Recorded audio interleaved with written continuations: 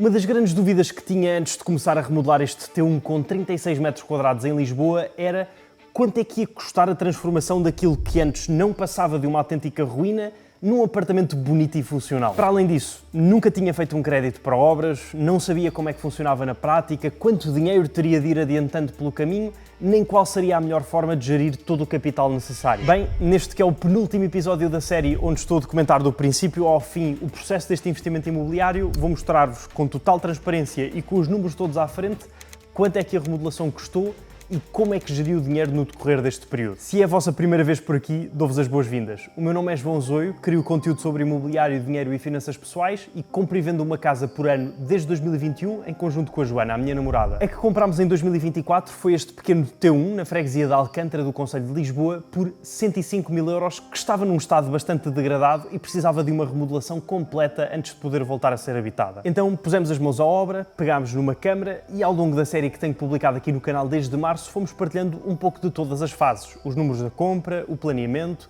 a demolição, as infraestruturas, a escolha dos materiais, tudo. Com a obra finalmente terminada e já sem mais custos assim associados com que tínhamos de contar, senti que podia acrescentar bastante valor falar sobre quanto tudo custou e de que forma e em que timings é que as coisas foram sendo pagas. Ora, a primeira coisa a saber sobre a gestão do dinheiro é que, desde o início, que queríamos que uma parte da remodelação fosse paga com recurso a crédito para obras, para pormos a menor quantidade possível de dinheiro nosso no negócio. O problema é que a compra foi feita apenas em meu nome e a minha capacidade de endividamento nessa altura estava bastante limitada, então tinha receio que se enviasse para o banco um dos orçamentos das obras mais altos que tínhamos recebido, talvez não fosse aprovado e demorasse ainda mais tempo a conseguir fechar a compra, que por vários motivos que expliquei no primeiro vídeo da série, não vinha nada a calhar. Portanto, submetemos ao banco o orçamento mais baixo que recebemos, no valor de 19.980 euros mais IVA. Financiado a 80%, permitia-nos aceder a cerca de 19.600 euros. Não foi o orçamento com que avançámos, nem de perto nem de longe, mas já vamos a essa parte com os custos todos detalhados daqui a pouco. Dado o importante a considerar, num financiamento para obras, o dinheiro não cai todo na conta no dia em que o crédito é aprovado. Vai sendo transferido de forma faseada mediante o pedido de vistorias ao imóvel, através das quais o banco avalia a percentagem da obra que já foi executada e liberta uma parte correspondente do capital. Ou seja, para que o banco disponibilize o dinheiro, normalmente é preciso que uma parte dos trabalhos já tenha avançado. Mas para que a obra avance, alguém tem primeiro de a pagar. Esta mecânica das libertações mostra bem porque é que na escolha de um crédito não basta olhar para a prestação e para o spread. Pode existir uma proposta aparentemente mais barata que, pelas condições associadas ou pela forma como o produto funciona, não seja a mais adequada àquilo que se procura efetivamente. É precisamente aqui que a figura do intermediário de crédito pode ser uma mais-valia. Ajuda a apresentar o processo a várias instituições financeiras, a reunir e comparar as propostas e, sobretudo, a perceber o custo e as condições de cada uma. Isto aplica-se a quem está a comprar casa, mas também a quem já tem um empréstimo a decorrer e quer perceber se faz sentido transferi-lo ou renegociar as condições atuais. Enfim, deixo no segundo link da descrição um intermediário a quem recorro pessoalmente e que recomendo se vos for útil. O crédito para obras para nós foi bastante útil, porque reduziu o capital próprio que no final ficou aplicado no investimento, mas não resolveu o problema da tesouraria ao longo do processo, porque os momentos em que o dinheiro saía para pagar alguma coisa e aqueles em que o banco o libertava estiveram muito longe de coincidir. Para perceberem o impacto que isto teve na prática, ajuda a seguir a cronologia.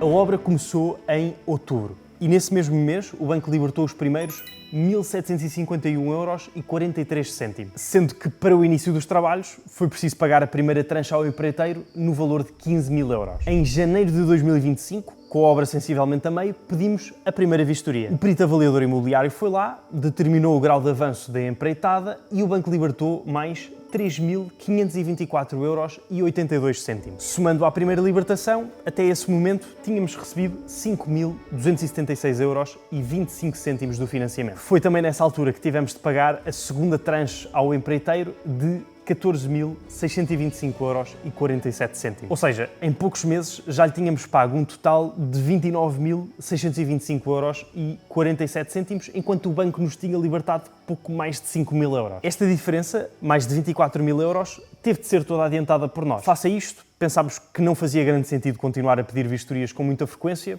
porque cada uma tinha um custo de 140 euros e 40 cêntimos e percebemos que as libertações eram relativamente pequenas. Então optámos por deixar que a obra chegasse ao fim para pedir a segunda vistoria, que foi feita em novembro de 2025. Aí sim foram libertados os restantes 14.063 euros e 30 cêntimos. E foi também quando se pagou a última tranche ao empreiteiro de 5.655 euros e 14 cêntimos. Daí o que disse há pouco. Na prática não serviu tanto para ir pagando a obra à medida que avançava, mas foi bastante bom para repor o capital entre o final dos trabalhos e a eventual venda do imóvel. E estes cálculos dizem respeito apenas ao empreiteiro. Em paralelo, ao longo de todo este período, fomos pagando diretamente a outros fornecedores a cozinha, os eletrodomésticos, os armários, a divisória de vidro, a porta de segurança e uma data de outros produtos e serviços. Portanto, a quantidade de dinheiro que tivemos temporariamente de ter disponível foi significativa. Dinheiro este que era um desperdício ficar parado a perder poder de compra com a inflação, mas ao mesmo tempo não convinha ser alocado a ativos voláteis. Tinha de estar disponível, pronto a sair a qualquer momento. É exatamente aqui que entra a Trading 212, o patrocinador deste vídeo, com a sua funcionalidade de remuneração do saldo não investido. Ao longo deste período mantive parte do dinheiro reservado para a obra na corretora, sendo que, por ter ativado a tal funcionalidade na aplicação,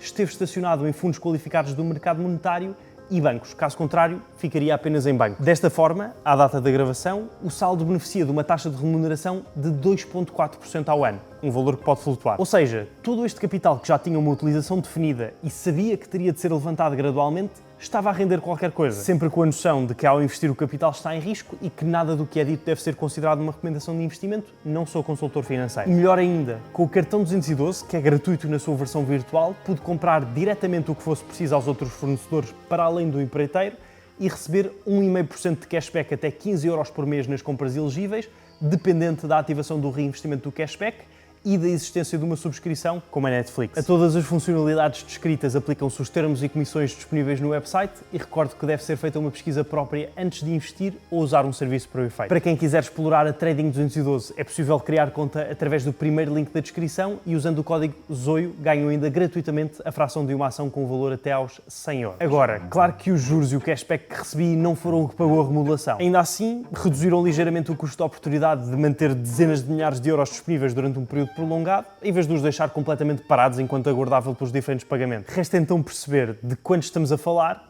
e em que é que foi gasto.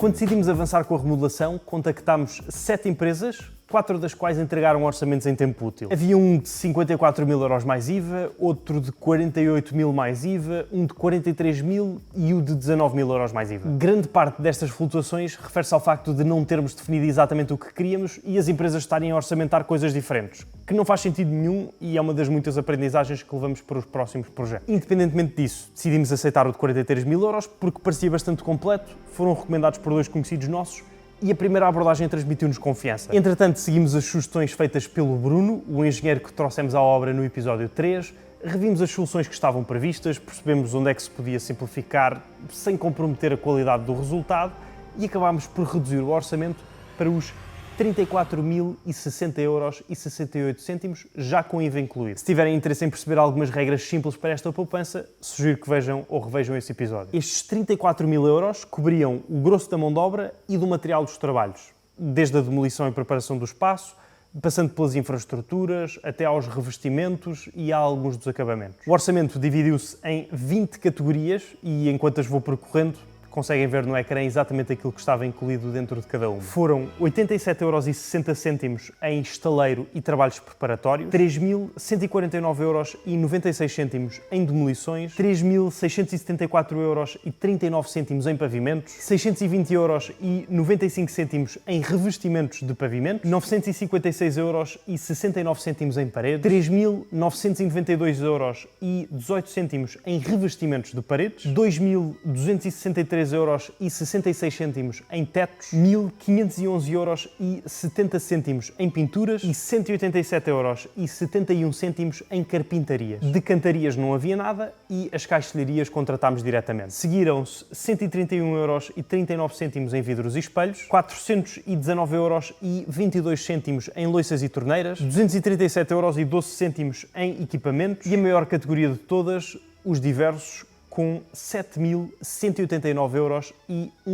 Depois, 1.877,06 euros para a rede de águas e esgotos, 3.351,78 euros para as instalações elétricas e ITED, 863,45 euros para a VAC, 93,85 euros para o gás e, finalmente, 3.452,98 euros em extras. Somados todos os custos, chegamos aos tais 34.060,68 €. Só que este não foi exatamente o valor que acabámos por pagar ao empreiteiro. Como referi separadamente há pouco, as 3 tranches totalizaram 35.280,61 €. Ou seja, entre o valor orçamentado e o que foi efetivamente pago, houve uma diferença de 1.219,93 €. Isto deveu-se sobretudo a pequenos ajustes que foram sendo feitos durante a execução e a atualização do orçamento não ter sido tão regular quanto gostaríamos. Não é um desvio particularmente significativo face à dimensão da obra, mas em futuros projetos é preferível deixar tudo documentado com maior detalhe à medida que são feitas alterações. Para além destes 35.000 €, houve vários produtos e serviços que fomos comprando ou adjudicando diretamente a outros fornecedores. Por exemplo, entre muitos outros, a divisória de vidro, os armários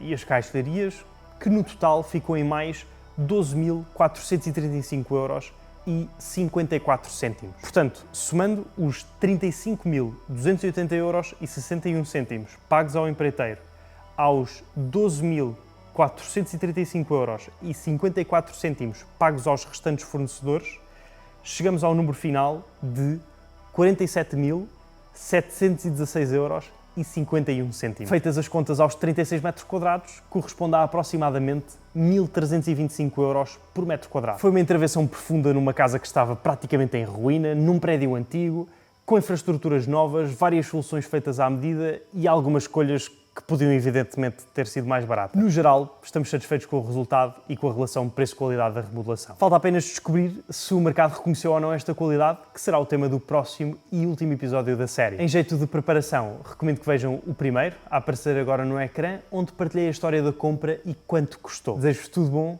um abraço e vemo-nos no próximo.